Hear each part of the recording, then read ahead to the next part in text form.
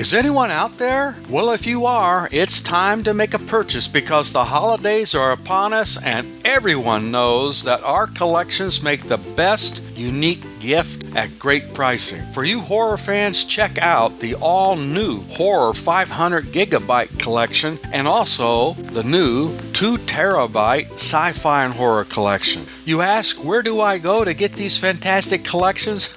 Well, you go to oldtimeradiodvd.com, of course, and while you're there, sign up for Nostalgia USA Digital Magazine with over 15 hours of audio and video on every issue, all free. Where, you ask? Well, oldtimeradiodvd.com, of course. Visit today. Order today. oldtimeradiodvd.com. Trust me, you'll be glad you did. Tired of the everyday grind? Ever dream of a life of romantic adventure? Want to get away from it all? We offer you Escape. Escape, designed to free you from the four walls of today for a half hour of high adventure.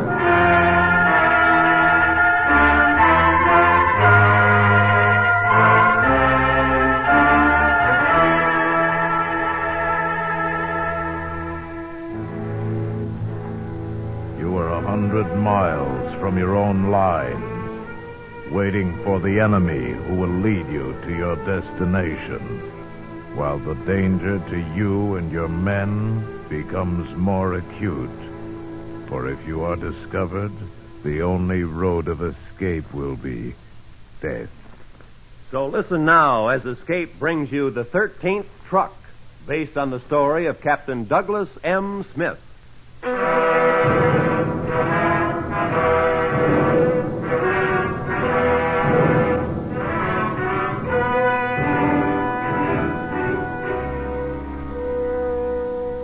Some of the men called it a joyride.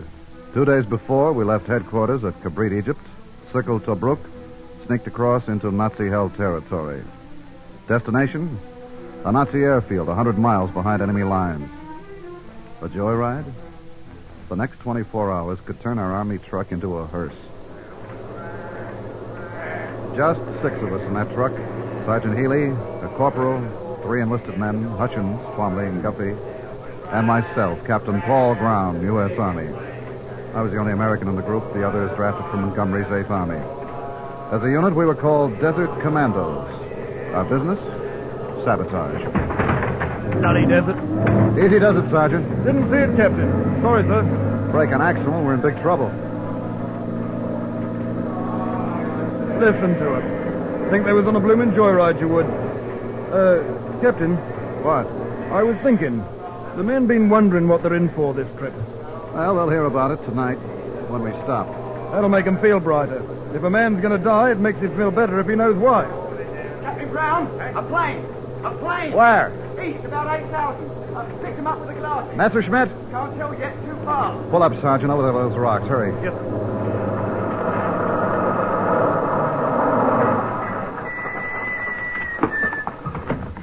Get the truck covered, men, and try not to raise any dust.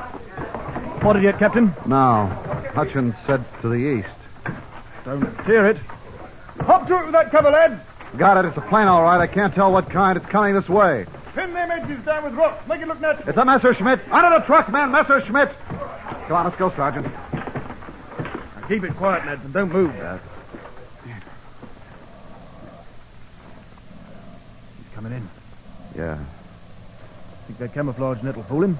No, that's what it's for. We're ducks in a ruddy pond if it doesn't. Who's moving back there? Me, sir. Knock it, Hutchins. But there's ants crawling around in here, sir. Stop right over an anthill. I'm not sitting on it. Big red ants, Captain. Well, don't move, and whatever you do, don't touch that net. Hey! It ain't biting. Shut your jaw, Corporal. They're all over the place. Captain. Hey, he's circling back.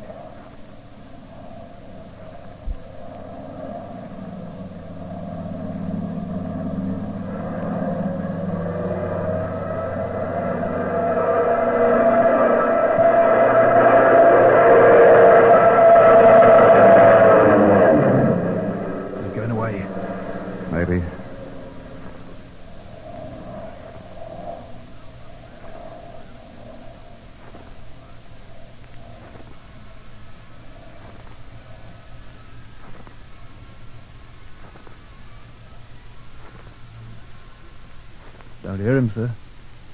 Yeah, well, I'll check.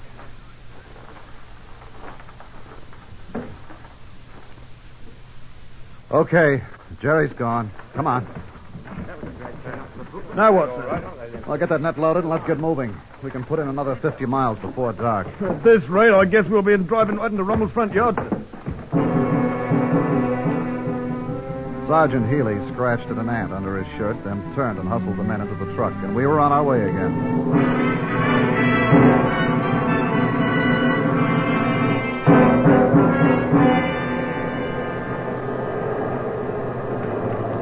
No singing now. The corporal stared across the desert from his side of the truck. Hutchins kept his eyes up where the Messerschmitts roamed. The rest just scraped away at the layers of dust and sweat, staring at each other. They covered 20 miles, 30, zigzagging deeper into Nazi territory. Just before dark, we parked in some low-lying hills above the coast highway, Rommel's main artery of communication and supply to the front line. It was time to tell the men what they were in for. Settle down, lad. Captain Brown has a word for you. In case you're wondering where we are,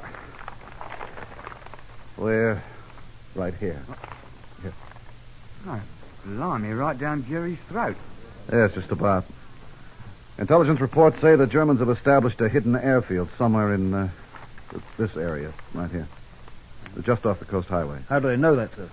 Well, Nazi supply trucks have been spotted leaving the coast highway, taking a camel trail up into the hills. Right here.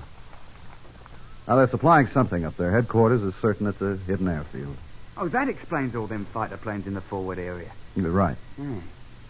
Well, then, as I see it, sir, where to find that hidden airfield, sir? Find it, Corporal, and destroy it. Destroy it, sir? How? Go in and dynamite. Where do we get the dynamite? We've got it, Corporal. You've been sitting on it for the last couple of days. You mean them boxes in the truck? Our dynamite. Hey, just the six of us are going to blow up this airfield? By ourselves, sir? That's the job, Hutchins. It keeps getting tougher all the time. What's that, Twombly? Nothing, Sarge. Captain, say we find the field. How do we get close enough to use the dynamite? Well, close won't do, Sergeant. You mean we're going right into the ruddy place, sir? That's right, Corporal. That's where we can do the most damage. One more question, sir. How do we get inside the airfield? We drive in. Drive in? Oh, I could just see them Nazis letting us drive into their airfield with a truckload of explosives. Now, as soon as it's dark, we move on to that next hill up ahead. From there, we watch that camel road that comes up from the coast highway. We'll rest up there all day tomorrow. Then tomorrow night, after dark, we'll leave a sentinel at the top of the hill. That'll be you, Hutchins. Yes, sir. Then we'll move the truck down and park at a sharp curve within 20 yards of the camel road and wait. Wait for what, sir? For you to spot a German supply convoy on its way up to the camel road. You're to wait and count exactly the number of trucks in the convoy and the distance separating them. Yes, sir. Now, when you've got that information, you come back and report. Then we wait until the Jerry convoy comes around the curve. We let all but the last truck pass by, and before this last truck comes in sight, around the curve, we'll cut into the road and fall in line. You get the picture now, Corporal? Yes, sir, only, well, why don't we fall in at the end of the convoy? Oh, come off it, Corp, and have them Jerrys in the last truck get suspicious when another truck comes up behind them? I'm paid to fight, not to think, sir. All right, Corp, then for once you'll have a chance to earn your pay.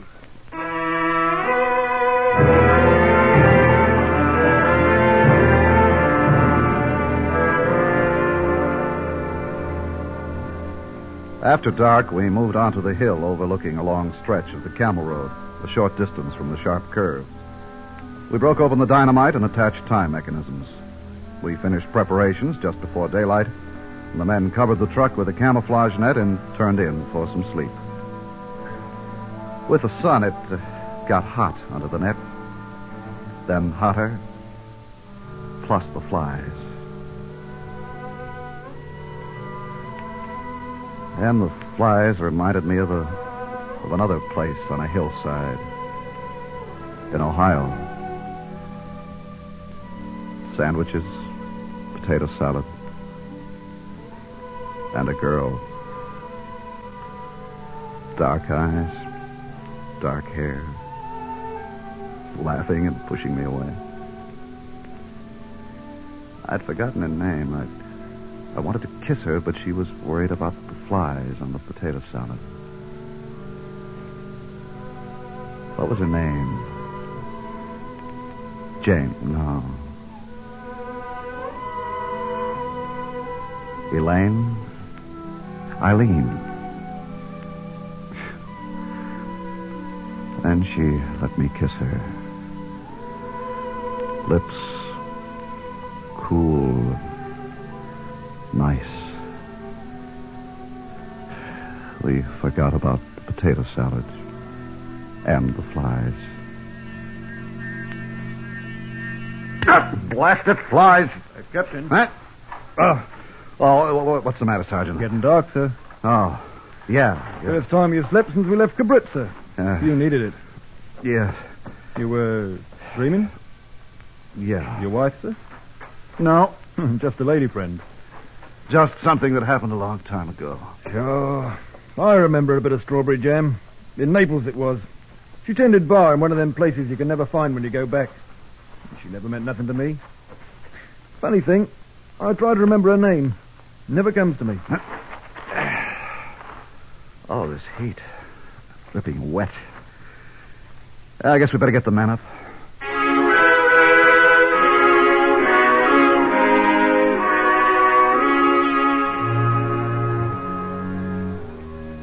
In a few minutes, the men were up on the truck with packs of dynamite on their backs. We left Hutchins on the hill to watch for the approaching convoy and moved down and parked 20 yards from the sharp curve in the Camel Road. Now we waited. 2 hours passed. 3. 4. No sign of the German truck convoy. What'll we do if no convoy comes through tonight, sir? Try again tomorrow night. Oh. 5 hours. Still waiting. I began to think of the things that could go wrong now. I considered the possibility that Hutchins might have fallen asleep up on the hill. There were patrols scouting the area. What if one of them discovered us? It'd be a run for our lives then. We needed darkness to get at that airfield, and there was only a few hours of it left. Still, we waited. No convoy. I was about to send the corporal to relieve Hutchins when he came scrambling down the hill. Hey, they're coming, Captain. Jerry Convoy. 12 trucks. 12. You're positive, Hutchins? I'm positive, sir. I counted them 3 times. 12 trucks about 100 yards apart, averaging 30 miles an hour. Good. Climb aboard, Hutchins. On your toes, man. Now count each truck as it passes. We move in behind the 11th truck. I just thought of something, sir. What? What are they going to think if they count 13 trucks when we reach the airfield when there were only 12 trucks to begin with? Well, we'll figure that one out when we get to it. Here they come, Captain. First Jerry trucks coming around the bend.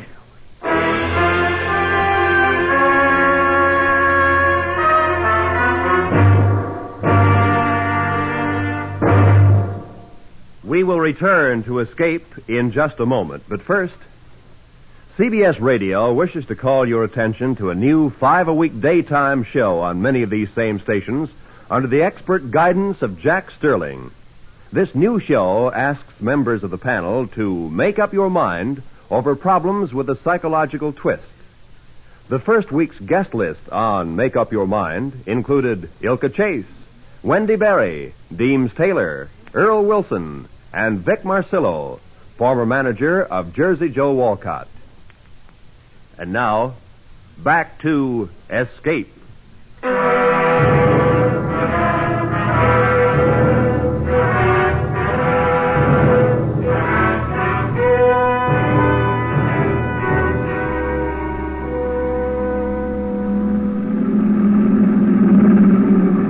The first truck of the Nazi convoy roared around the curve and passed.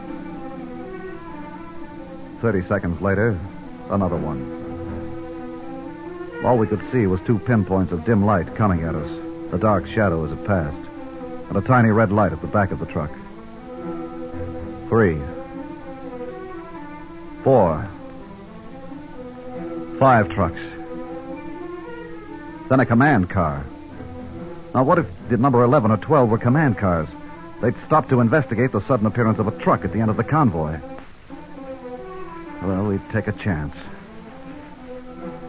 Truck number 7.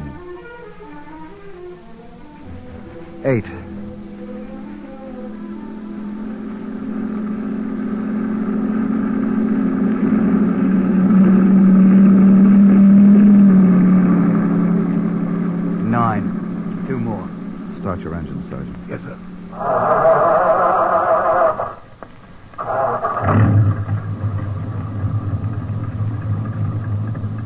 Here comes number 10.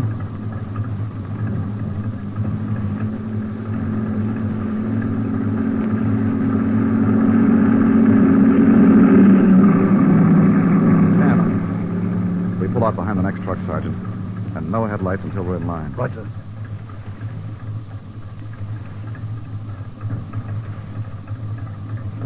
Here it comes.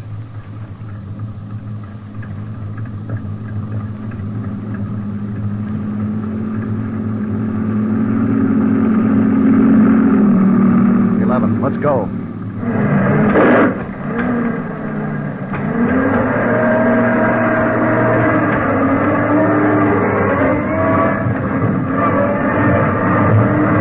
We're in line now. Your lights On. Truck number 12 just came around the curve. About 50 yards back. a little faster, Sergeant. Number 12 is dropping back now. Good. Only that's number 13 back there, Corporal. We're number 12 now. Now keep your eyes peeled for that airfield. We'll have to do something about the extra truck in this convoy before we get there. In the meantime, sit tight and enjoy the ride. What did you say, Twombly? Nothing at all, Sarge. All right. Settle back, boys, and enjoy the ride. Enjoy the blooming ride. With all them Jerrys in front and behind us. I'll enjoy the ruddy side more on the return trip, I can tell you. Trouble with you, Hutchins, you're a stinking pessimist. Oh. Serve you ruddy well right if we're all blown to blazes.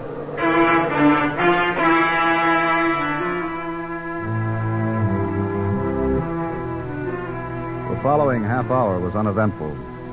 We moved along, keeping our place in line, watching the other trucks, watching for the airfield.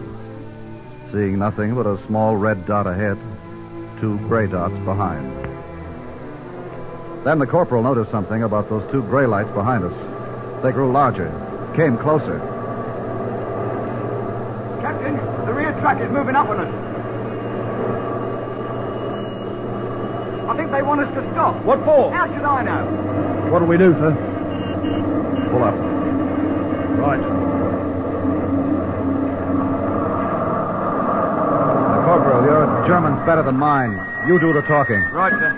The rest of you keep your knives handy. No guns. There might be sentries along the road.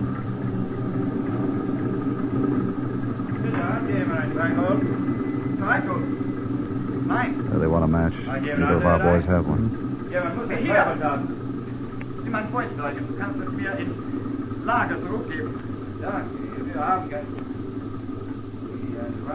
Uh-oh. What's up, sir? Corporal gave him his lighter. The Jerry says it's a French one. Oh, it's okay. He covered. Says he got it off a French major.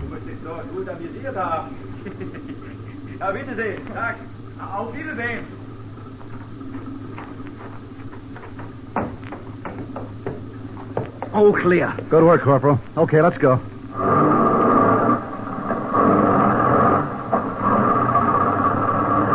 We've got to catch up with the convoy before they come back looking for Yes, us. sir. And if we don't spot that airfield pretty soon, I'm going to have conniptions, I am.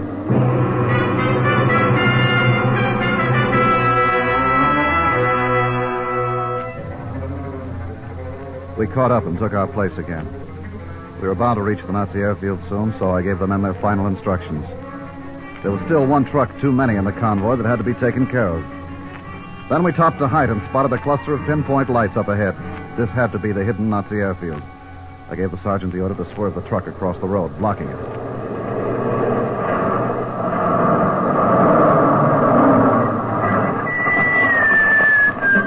All right, a couple of you circle around behind them as they reach us. Hurry. There they come.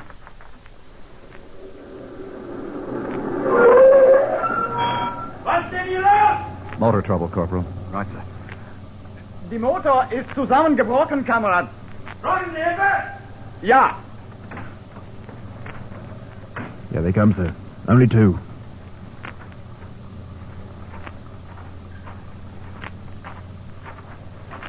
Now!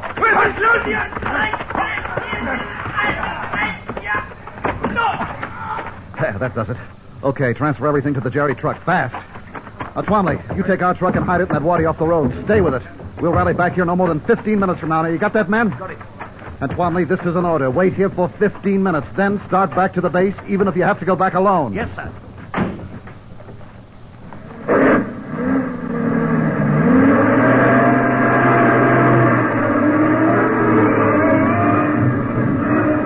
Just as we caught up with the Jerry convoy, the truck ahead pulled through the front gate.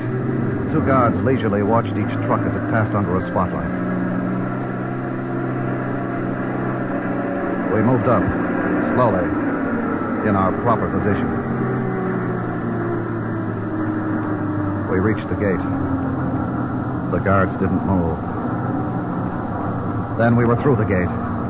And inside, we'd made it. The other trucks parked about 100 yards further on. We pulled up at the end of the line and we got out, stalling as much as possible. The light over the front gate went out. The other drivers were gone now. It was quiet and dark. Come on. Quiet.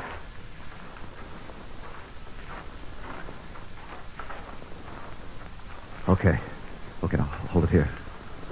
We'll split up now. Corporal, you and Guffey take that side of the field. Look for planes. Hutchins, you work on those buildings along there. Sergeant, we'll take this side of the field and the hangars. Right. Now make sure you plant that dynamite where it'll do the most good. Good luck.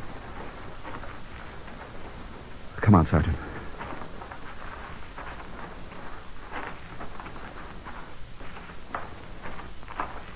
There's the bunker, Captain. In here.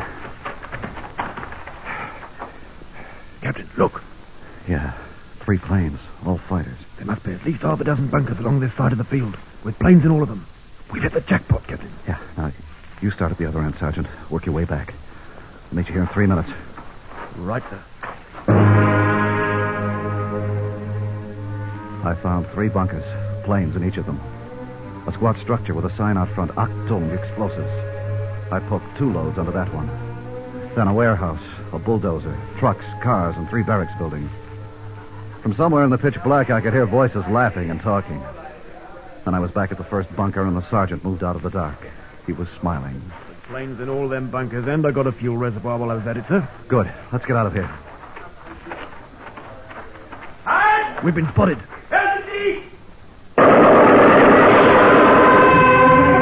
The sergeant cut the guard down before he could pull a rifle off his shoulder. Spotlights went on everywhere. Other guards came running. Then a door opened behind us. Excited figures rushed out and stopped dead in their tracks when they saw us. We stood there face to face with half a dozen surprised Nazi officers. The sergeant whipped his machine gun around. And they dropped one after another right at our feet. All but one. He stumbled forward right into the sergeant's arm. The sergeant held him as a shield with one arm and went right on firing with the other. Make for the main gate, Sergeant! I'm the red, Captain! We moved through patches of darkness and smoke, dragging the Nazi officer with us. The guards were firing in wild confusion. And then a strange thing happened. As we moved under the light at the main gate, the Jerrys quit firing at us. They were all around us, but out of sight. Silent. Watching us. We made a perfect target, but not a shot was fired. I couldn't figure it out. I don't get it, Captain. What are they waiting for? I don't know. Maybe it's that Jerry officer you got there. Him? He don't look important. Battle fatigue, no rank insignia, nothing but that campaign medal. Well, hang on to him just the same. Don't worry. Hello? What? The main gate's closed. Looks locked. Yeah. How are we going to get out? Look. There was a staff car parked just 15 yards away. We moved to it, wondering how long it would be before the guards made up their minds to start shooting again. The sergeant got in the back with a Nazi officer, and I started the car and headed right for the gate.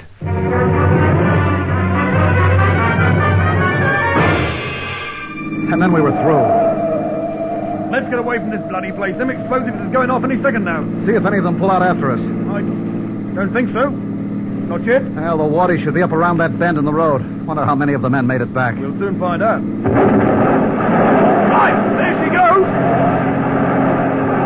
The sky turned white, then red as the shockwave crashed against us. The car swerved from side to side.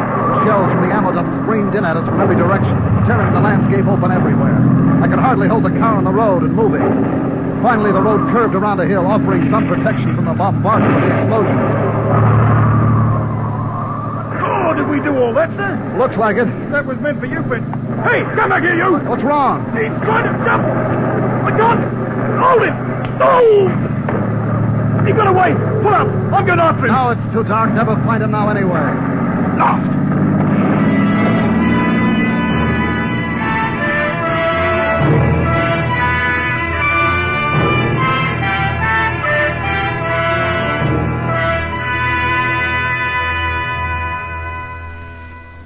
We found the men waiting at the Wadi. They piled into the Nazi staff car, and there were 6 of us again. Yep. All 6. Operation completed, and we didn't lose a man. We still had a long, hazardous drive back to our lines, but it was different now. It was going home. I drove, and the sergeant sat next to me. He was brooding about the Nazi officer. Cheer up, Sergeant. Maybe you can get yourself another on the next raid. I suppose. Well, anyhow, I got a souvenir. Part of his jacket, too. Ever see a Jerry medal like that before, Captain? I haven't. Oh, yeah, that's... What's the matter, sir? Holy. What's the matter? You got this off that officer? Yes, sir. What, do you know what it is? No, sir. Well, it's the Hitler Knight's Cross. Hitler Knight's Cross? Yeah, the Fuhrer's personal medal. There's only 3 that he's ever given out. Oh, sir? 3. Goering got 1. 1 for von Rundstedt. What about the other? Rommel. Take your pick, Sergeant.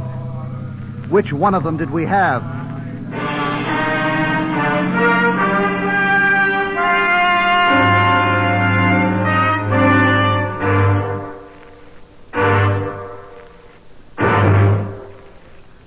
Under the direction of Anthony Ellis, Escape has brought you The 13th Truck, adapted by Gus Bays, from the story of Captain Douglas M. Smith, as told to Cecil Carnes, starring Hy Averback as Captain Brown, with Richard Peel as the sergeant. Featured in the cast were Alistair Duncan, Charlie Lung, Alec Harford, and Jack Crucian. The special music for Escape was composed and conducted by Leith Stevens. Next week. You are the subject of an experiment. An experiment to make you the most powerful man on earth.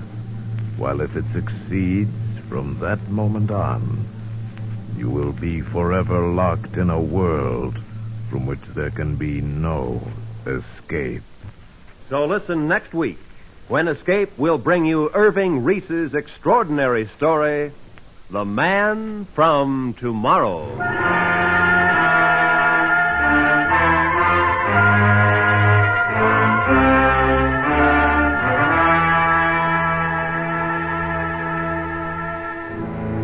A sensational trial of old San Francisco in 1870 will be your crime classic on CBS Radio tomorrow evening. The title, The Incredible Trial of Laura D. Fair. It's a long title, but whether you have a short or long memory, don't miss this exciting story of Mrs. Fair's incredible trial, dramatized by CBS Radio on Crime Classics tomorrow evening over most of these same stations. This is Roy Rowan speaking. And remember, there's action as the policeman really finds it in 21st Precinct, Tuesdays on the CBS Radio Network.